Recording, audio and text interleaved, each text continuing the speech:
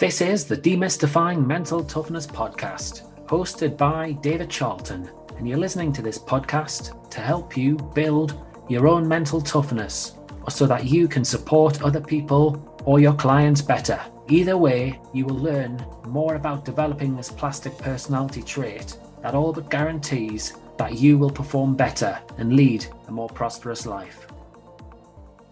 This is the last of a marathon for myself. That's right, I've produced 11 podcast episodes in 11 days. Now, I hope you found the short snippets, the exercises, and the summaries helpful. I'd be very, very grateful if you could let me know, if you drop me a message through social media or send me an email. You could even let me know about making some improvements to the podcast too. Lastly, though, I'd also be very grateful if you could leave a positive review about the podcast using iTunes. Now, this week commencing the 10th of May, is Mental Health Awareness Week. And as a result, today's episode includes discussions that are all connected with mental health.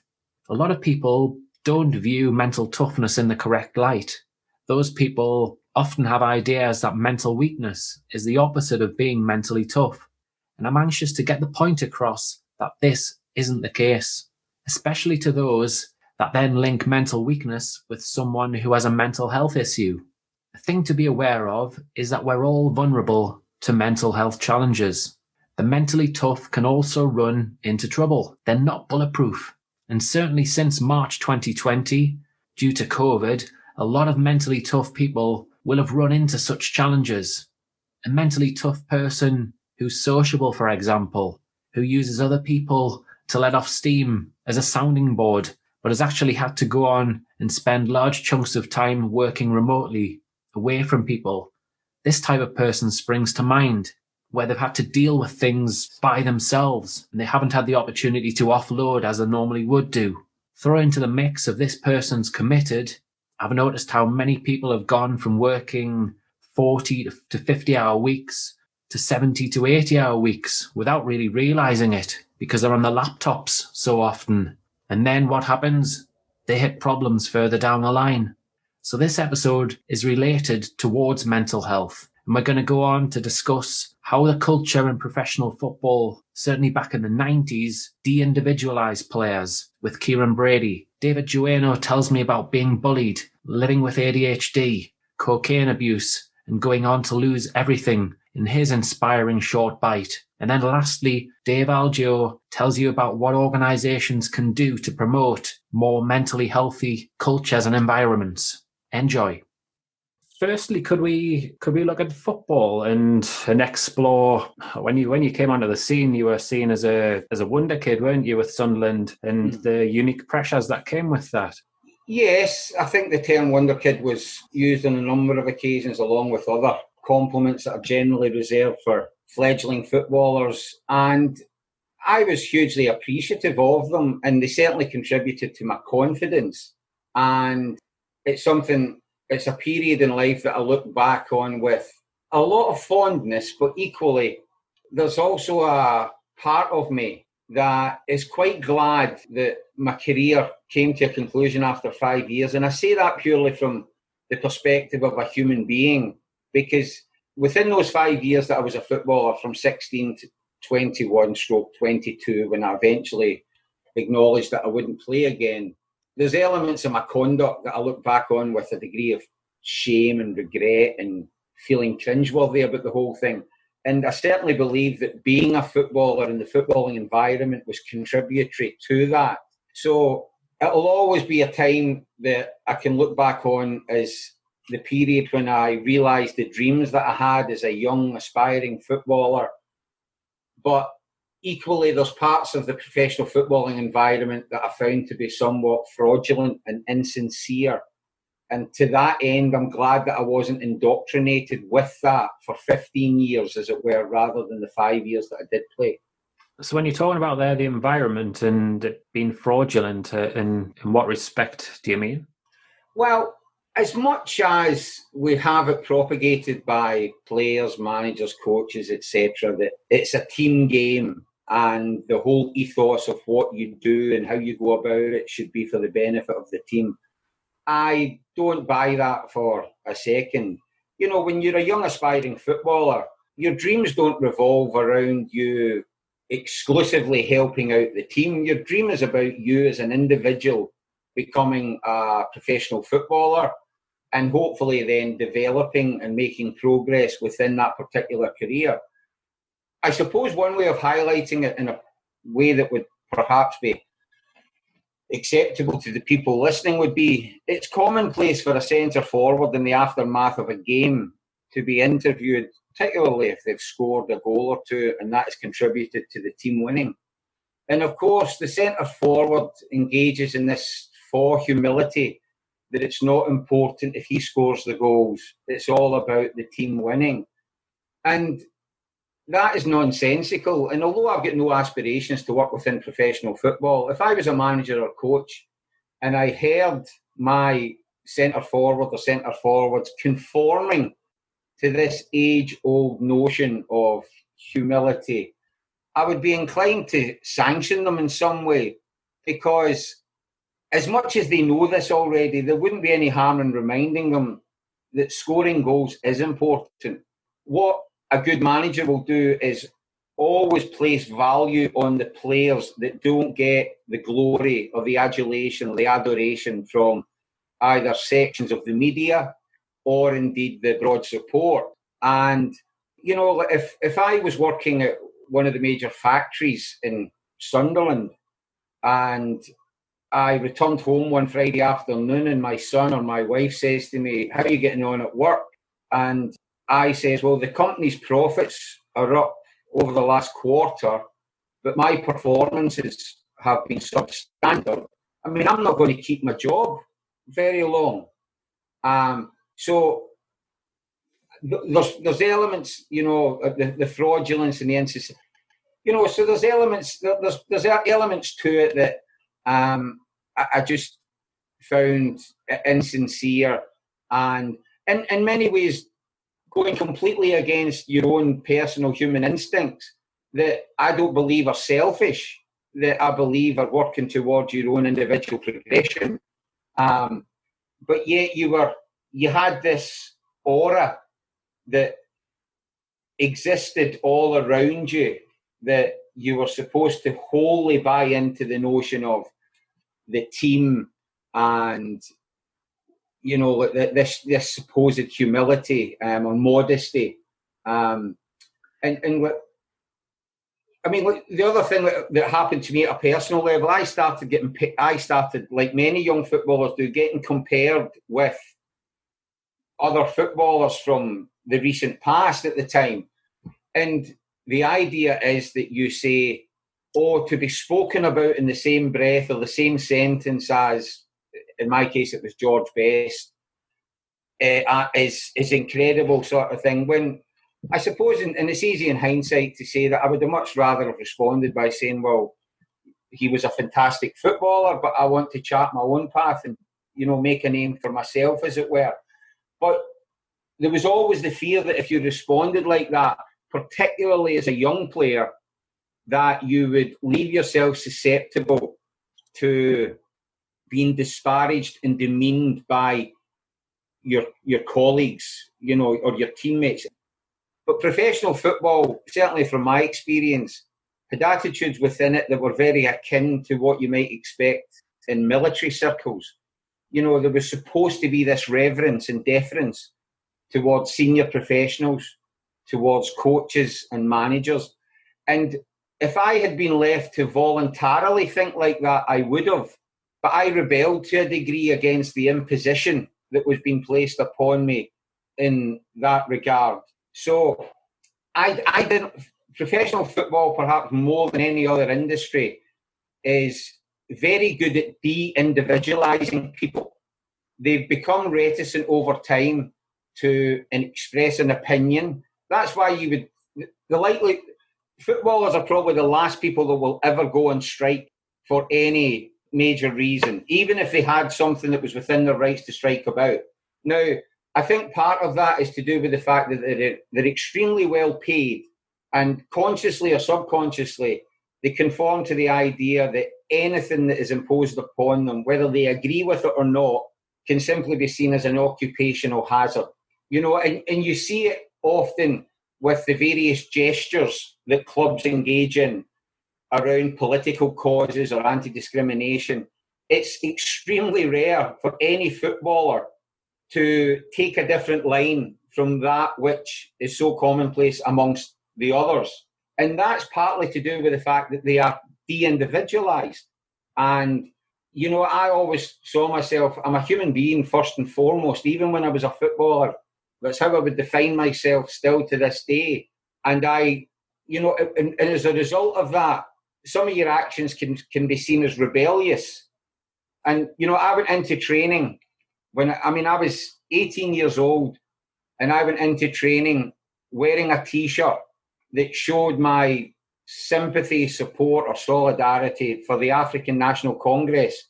Now, at the time, Nelson Mandela was in jail, and Nelson Mandela was characterised as a terrorist by the Thatcher government. And of course, I was lightly vilified by some others within the dressing room at the time for it. And I always felt that, why should I not? I don't need to be prompted to argue for what I believe is an injustice, as apartheid was. I suppose I was vindicated many years later when Sunderland became official partners with the Nelson Mandela Foundation. So I didn't get the opportunity to go around the people that were vilifying me at the time and say, well, look, who is it that was on the right side of history? But I admire footballers that, even if I don't necessarily agree with them, who are prepared to say, well, I'm a human being and I have these values or these personal political convictions, and I want to use my platform or profile to express them. Since the early 90s, the culture in professional football and in sport and across the workplace in general has changed an awful lot, thankfully. And as each and every day goes by, more and more awareness is being drawn to the importance of the environment, of cultures in clubs and organisations, how verbal and non-verbal communication can impact on individuals, on the group, the benefits of empowering people, as opposed to telling them what they should be doing, understanding the individual and their personal preferences. After all, if we're looking to create people who have positive mental health, who have good self-esteem and a can-do attitude, who are driven, who are highly committed, even when setbacks occur, this is so important. And on that note, I'm now going to go on and share an exercise for coaches, for management, that you can do with individuals or with groups too, to help cultivate an environment of self-awareness, which certainly, going back to what Kieron said there, did not occur in the 90s there in football. So step one, either you can do this with an individual or in a small group setting with around about 5 individuals. I'll talk about it as if it's in a group setting. So ask people to consider when they felt their happiest and most content, and then get them to discuss and to make a note about times in their life and examples from their life, sport, business, or professional career, who they spent time with. Were they alone? What made this period? What were they doing? Were there other reasons for their happiness? What were the feelings there? What did they experience during these happy times? Did they feel proud of themselves, and why? And if you are going to go on and do this in a group setting, I would actually point out that you should make sure that everyone is comfortable with this exercise first, in case anyone's going through a particularly difficult time personally. So by getting people to talk about these experiences that I've just mentioned there, it's going to help them understand themselves better, as well as in a group situation, other people will understand them that little bit better. It's going to help people understand more about what actually makes them tick. And the following exercises that I'm going to talk through also build on this too. So step 2 now is to ask people to identify their top 10 personal core values that reflect what's important to them in their life. You'll find a blog in the show notes called Make Better Decisions to Help Your Sport Performance can help you with this. Now, examples of core values might well be ambition, motivation, career, energy, fun, family, perfectionism. They're going to be single words. Step 3 looks at categories. We look at home, life, work, sport, or leisure activities. Now I'd ask you to write down your top 3 core values from the list above, from step 2 there, choosing words that are similar or better that go on to describe your values in these different areas, in your home life, in your work, your sport, or in different leisure activities. And feel free to alter these categories to best fit your own personal and professional needs if you need to. Lastly, step 4 gets you to consider the following questions. If you follow through with these behaviors that are related to these core values, what feelings will you experience? Will you feel fulfilled? Will you feel proud of yourself, and why? And would you be comfortable sharing these values to the wider group? Simply by doing this exercise or an exercise like this, you may not even want to go through all 4 steps. Simply part of this, it helps people in the groups, in teams, squads, to understand each other much better and to have some conversations that normally wouldn't take place. It can also be very, very motivational for some people too, where they recognize the types of decisions that they make that aren't particularly helping themselves, so they can go on to make some positive changes to their lives. And if we're talking about making positive changes, about motivation, about inspiring people, this guy is one of them people. A genuinely nice man, David Jueno. He's my next guest, who goes on to talk about a part of his difficult journey to date, highlighting again why talking about things and expressing yourself is so important. So hi, David. Could you tell the listeners all about yourself, your background, and what it is that you do now? Yeah, hi, David. So I'm 40 years old. I'm a single parent of 3 children. I live in Kent. A bit of a background about myself. I have ADHD. So as a youngster, I found that quite difficult. I was very good at sport, very good at music, but bullied and a little bit lonely. As I become an adult, I turned to drugs to kind of suppress my anxiety and my insecurities. My particular drug of choice was cocaine. In my young adult life, I proved to be a very good salesperson. I worked as an estate agent and succeeded quite well. I had a reasonable life, probably never really knowing who I was, because I'd kind of made up a fake Dave to protect me from my own insecurities and anxieties. Unfortunately, as I got older, up until kind of like my mid to late 30s, my drugs consumption kind of spiraled. I got to a stage where I lost most of my friends. Not many people could trust me. And I went from being a very successful salesperson, homeowner with a family and 3 kids, to being on the streets. More recently, I went to a couple of stints of rehab, and I managed to pull myself back. I spent a year and a bit doing kind of not really going back into what I loved work-wise, but just kind of doing the odd bar work or working in a coffee shop just to keep some money coming in whilst I worked on my mental health.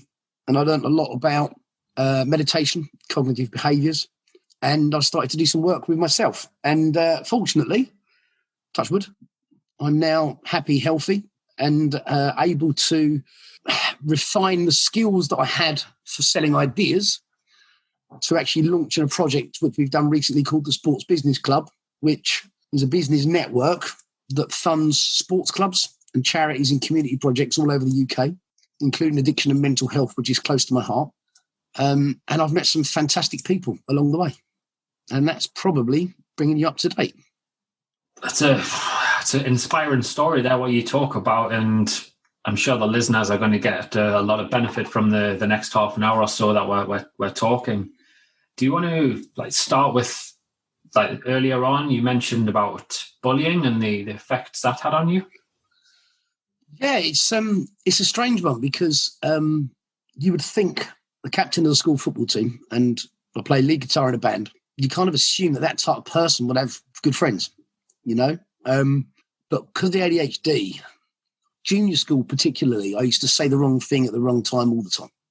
So I was easily picked out for ridicule and to be put down verbally. It wasn't so noticeable at primary school, because I think, I had a couple of friends, you kind of, I suppose you don't really, until hormones kick in, until you start to become more of an adult, it doesn't affect you as much. And then I think when I went to secondary school, that's when I really noticed a big change. I mean, I had an issue, unfortunately. I lost a finger when I was 14 as well. And that kind of left me quite open to bullying. I mean, I had gloves put in my locker with fingers cut out. And, I would be regularly put down by people in the class. So I'd be sitting on my own quite a lot. I can remember I was actually part of a football team. And in the football team, I was one of the better players, but I wasn't liked. And I can remember it. Not the back of my hand. Was on a journey to Great Yarmouth from Kent for a competition, and we were all in a little minibus. And the players actually made a wall around my seat of their kit bags, so they didn't have to talk to me. And I was on a bus for 2 hours with a manager and the assistant manager that let them do it. They barricaded me in the corner of the bus so they didn't have to speak to me. Wow, but I kept it all inside. Really, really tough for you at the time. Not easy, but I kept it inside. I didn't really share it with my family or friends, which was the big problem. And that's what I've learned now. But yeah, it kind of, I became very anxious meeting anybody because I just naturally assumed that they wasn't going to like me. So I created an alter ego, unfortunately, which came across as arrogance, where anyone I did meet, I told them how wonderful I was, because inside, I didn't think I was worth anything. So when you look back at like situations like that, I suppose, what advice would you give to coaches in sport if they notice that type of thing? And what advice would you give them? Well, look, let's be blunt. In the 80s, things were a little bit different, okay? And then prior to that, they were even more. I mean, we had years of slavery, then we had women not being able to vote, So let's be blunt. There's a lot of change that's happened in the world, and I would like to believe that with more mental awareness, anti-bullying, anti-racism, equal rights for men, women, and whatever gender, you would like to think that people, and you'd like to think that people are less likely to bully. I can imagine people still are, because it's the way they're brought up, and if they're brought up by parents that feel that way, then generally the kid follows those values if that's what they've been taught. But you would hope that a coach would step in. I mean, it's difficult because if a coach steps in and tells the other guys off to protect the person who's being bullied, sometimes the person that's being bullied then feels that they're being singled out even more, and potentially could isolate them even more. So, it's probably better for coaches, if they notice it, to try and engage that person within the group with a common ground, and then maybe have a chat with one or two of the leaders of the group quietly to say, look, this isn't right. You shouldn't really be doing this. And I'd like you to, take your responsibility to lead your friends, not to single somebody out. Because making an example of someone that's being bullied actually makes the person that's being bullied feel even worse. If you make an example of them in front of everybody. So it is a very difficult situation to manage, but you would hope that with social media is a double-edged sword. It makes people more anxious. It can actually not help mental health with a lot of bullying and influences from other people around. But on the flip side, sharing that knowledge, I think people have become more aware. But look, I decided to take drugs. That was my decision. But all of the underlying work that left me so weak-minded came from those days. And I think if I had different support, I probably would have made different choices. Do you want to tell me a little bit more about that? About you talked about how sharing things and talking about things is powerful. Your experiences around that. Yeah. See, it's a really difficult thing because I love my parents to bits. I've got a very good relationship with them, but my parents didn't really know how to support me. They never really found out about the drugs until my early 20s. The bullying I kind of hid. I did have a couple of close friends. So from their point of view, they could, when I was at home, they could see me going out and playing. They could see me going down the gym. They could see me going out on the weekends and the evenings. So from their point of view, I'm a normal kid. I kind of created my own mental toughness inside because my parents' relationship was very tough when I was young. They kind of almost, they used to argue a lot. Bills, were hard to pay. My dad was in 2 jobs. So I never really felt close to them or that I could share my problems with them because they had their own. So I tried to take it all on myself. So all the way through my youth into my young adult life, I never spoke to anybody about it. And then I suppose mid-20s, drugs became apparent. I've been taking them for about 4 or 5 years. My dad's old school, black and white, just don't take them. Didn't want to talk about it, didn't want to know how I felt, just thought that I was doing things wrong. That's not his fault, it's just the way he was brought up. My mum, unfortunately, struggles to deal with any type of emotion. She's either too happy or too depressed. It's kind of like, when I say that, it's no general middle ground. So I didn't feel I could turn to them. And I had partner after partner that I tried to hide it from, which obviously you can't do. And then my long-term partner, we actually used to partake in drugs together when we first met. And she stopped, I didn't, as we got older. But I had one friend from school that stuck with me all the way through. And, there was one day that he actually broke down in front of me. I've never seen him cry in his life. And he was in his 30s. And he just told me about the effort and the trouble and the mental torture he had trying to look after me. But he had his own family and kids. And he had his wife that was like, look, you cannot help this guy because we've got kids. You can't have someone that's on drugs coming around. You can't have this. You can't have that. So he was torn between his best mate from childhood and his family. So, yeah, look, I didn't even learn to speak until I lost everything.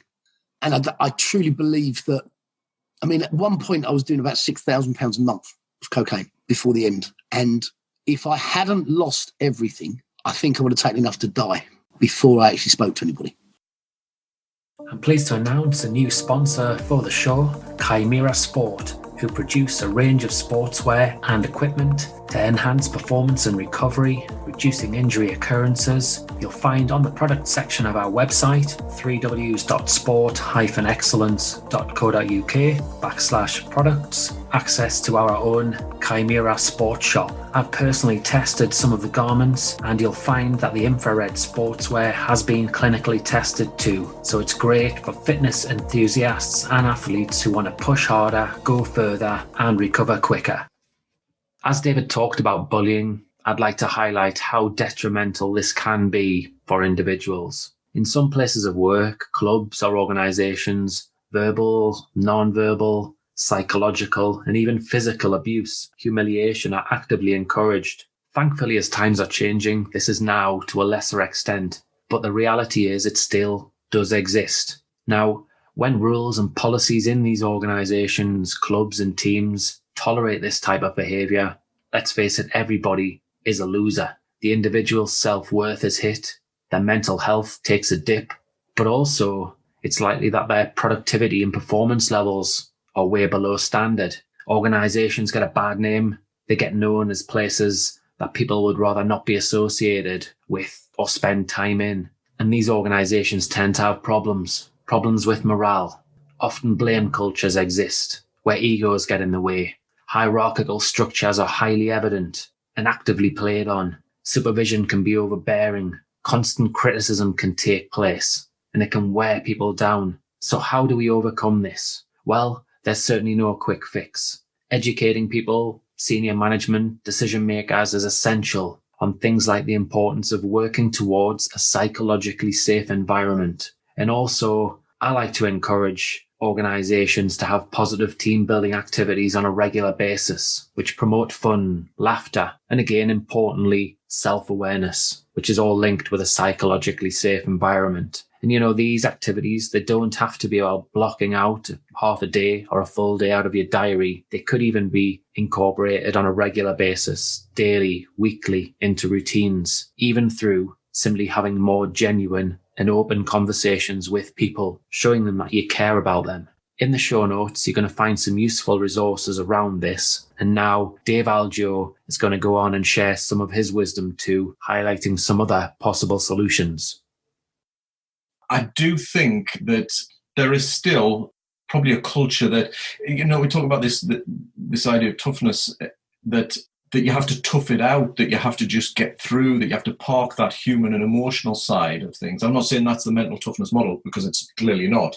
But it's like, you work hard, you play hard, and the emotional aspect is not really seen or appreciated as something that is integral to you as a human being, as an effective person at work, in your life, but also in terms of your well-being. And I think shifting that culture is it's a big job, because we have worked in that, the culture of not taking breaks. If you leave the office early, then you're slacking off, that kind of thing. I think we do need to challenge that, and I think that's where there's still stigma around it. The more forward-thinking do recognise that, and I do work with a lot of the bigger employers in public sector, and I think by virtue of the fact that they're public sector and therefore, they're more publicly accountable, but also they have more employees, and therefore any problem shows itself up in bigger numbers.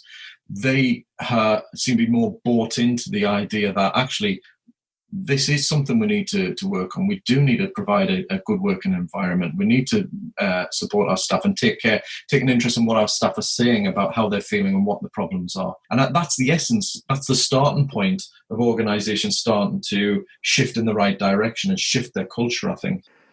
Yeah, I think you hit on something there for me, where you talk about commitment and drive, and obviously people, doing and not really taking a step back. Obviously, it's a great quality, isn't it? Let's face it, to be able to work hard. But what are the downsides of not stopping and just keeping on going? Yeah, well, you'll know from your mental toughness work as well. It's well demonstrated, isn't it, that if there's a very simple model, I can't off the top of my head remember who to attribute it to, but it's a balance, wear and repair. It's almost like a seesaw. I don't know if you've seen it. And I'm kind of doing this on an audio. I'm up and down my hands like a seesaw here, if you can imagine that. But whenever we wear, as in use and use the tools or the energy, then we need time to repair. We need to refill the coping reserves and fill the tank. If we're going to drive the car, we need to put more fuel in the tank and change the tyres every so often. Otherwise, what's going to happen? And that's the same thing for human beings. So, if we don't take that time to recognise that, hard work on the right things which has meaning and impact, and I can see it's worthwhile, that's important. But recognising that taking those breaks, that downtime, is valuable to recharge the batteries, the physical, emotional and psychological batteries, that there's an important need to communicate and connect with others as part of that, a social kind of psychosocial support. That's all part of the mix. And that if we don't, and if we neglect that area, then we're heading to burnout. And that physical, emotional, psychological burnout can be years in the making for some, and it can be quite catastrophic and take a lot of recovery. If we think about the working day, a lot of people have got a 37.5-hour week contract. So they're supposed to work a 7.5-hour day. Yeah. Supposed to work a 7.5-hour day. Yet a lot of organizations they'll be looked down upon if they stretch the half an hour break to an hour break or longer. Yet the way you're talking there straight away, if you do take a chunk of a break there, the likelihood is you're going to be more efficient in the way you go about your business. Absolutely. I guess it depends on the kind of break in terms of the quality of it for yourself. So, this is where, when you look at a lot of the work that's being done around well-being, and particularly in employment and engagement areas, it's that there's an emphasis placed on flexibility and a sense of autonomy. So the individual having a sense of autonomy and control over their own working circumstances and environment becomes important, because if we rigidly say, right, at such and such a time, you take your break come hell or high water, that might have been fine in something where it was more manual labour, there was less cognitive or emotional strain put into it. But if you are enforcing it at a time when somebody thinks, well, I'm in the middle of something and I just can't leave it, then that break, and their head's still in the work, but they're taking a break, is not as valuable. Do you know what I mean? So it's about education and encouragement that, okay, so this is the outcome. We want to manage by outcomes rather than just time in the chair or attendance. What are the outcomes? What are we trying to achieve here? And how does that contribute to the bigger picture? Because we all need, there's a lot of research and literature that kind of indicates that having a sense of purpose, seeing that we're contributing to a bigger picture, really is part of, can nurture that well-being and that sense of performance as well and effectiveness. So this is how you're contributing. This is what we're looking for from yourself. How you go about it is if I'm kind of putting myself in a manager's position, let's work together on how we do that. Let me help you kind of work out what your skills and strengths are. Let's see where we can kind of develop the areas that need developing or manage them. But what do you hand over a bit of power and help them work within their strengths, capacities, and their attention, and what's going on in their lives? Because if we don't, and we rigidly impose things like breaks, they're going to be less valuable than somebody saying, right, do you know what? I just need 5 minutes now. That's all I need. I need 5 minutes to go out and get my head clear. That could be the thing that they need for that particular, activity or break. And a break isn't necessarily a complete rest. It's a step away to get perspective and a reframe and a chance just to go, how was I doing on that? What was I doing? Do you know, I should be focused on this instead of that. If I did that, it would mean that would be unnecessary, that kind of thing, that reflection. Yeah, that's great. That is, like you say, because if you just continue on that treadmill, then you don't ever just take that little step back, do you? And like you say, reflect on the positives of the current situation, how potentially you can do things better. You talked about, I suppose, in terms of reflection as well, and which links with the point you mentioned before, is how you support other people's important, but can be neglected because often senior people just want to do. What sort of message and what sort of impact does that leave on the wider workforce? Yeah, this comes into the culture, doesn't it? I mean, for me, that culture of success with well-being is about how do we create an environment where we see our colleagues, particularly those in that driving that strategic or senior level, as fellow human beings and colleagues, as well as the people that are, hopefully not godlike. I know when I was in the police, I used to see somebody with 2 pips or a crown on a thing as God. And that was a throwback from the old militaristic kind of heritage of policing. And actually, if we can see these people as they're, kind of strip away the rank and kind of build a culture where we can feel that, they're doing this, they're working towards the same goal as me, they've got a different role, and actually they're presenting, so going back into that position of that person, they're turning up at these meetings, for example, or they're having a conversation with, we're talking about this in the context of the lockdown, but if we're back at work and they're in the office and they have a conversation as they pass by your desk or something, they are taking an interest in you as the person, as well as just the person, the things you're outputting. And they're also connecting as a human being, because I think that can help contribute to the idea of, we're all human beings. We're all working towards a goal. We all have different roles, but it's okay to say when you're struggling.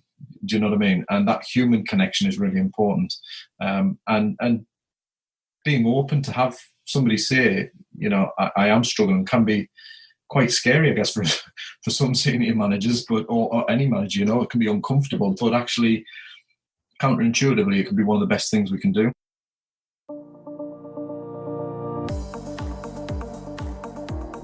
Dave's comments there certainly backed up what I was mentioning earlier, where he talks about treating people as fellow human beings.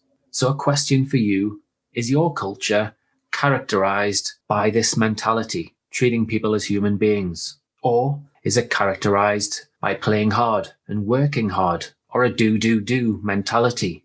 I'd like you to consider this, and then the greater impact it has on individuals. And if we consider this do type of culture, certainly in terms of performance, the majority of people are likely to be working at less than 70%. Underneath there's probably some resentment. There's a lot of unsaid stuff and questions that colleagues would like to ask each other. All in all, by encouraging a more open, a psychologically safe environment, you're going to get the best out of these people. You're going to get more out of everyone, for that matter. Those lacking in self-esteem or interpersonal confidence will feel more in control, and they'll have better mental health, which is going to overlap with performance.